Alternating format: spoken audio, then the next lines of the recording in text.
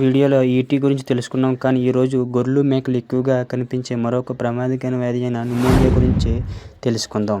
ఈ న్యూమోనియాని ఎలా గుర్తించాలంటే దగ్గు రావడం, ముక్కు నుండి నీరు రావడం, వేగంగా లేదా కష్టంగా శ్వాస తీసుకోవడం, జ్వరం రావడము, మేత తినకపోవడం, నీరసంగా ఉండడం. ఈ వ్యాధి ఎందుకు వస్తుందంటే చల్లని వాతావరణము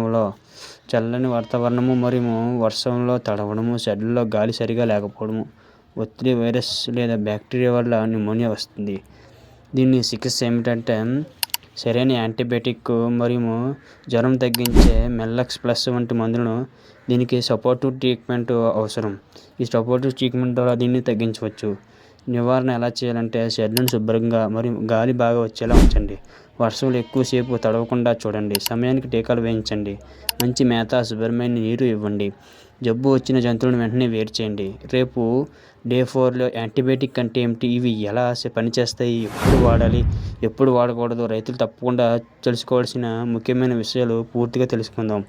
ఈ వీడియోలు ఉపయోగపడుతుంటే సిరీస్ మొత్తం ఫాలో అవ్వండి. Thank you.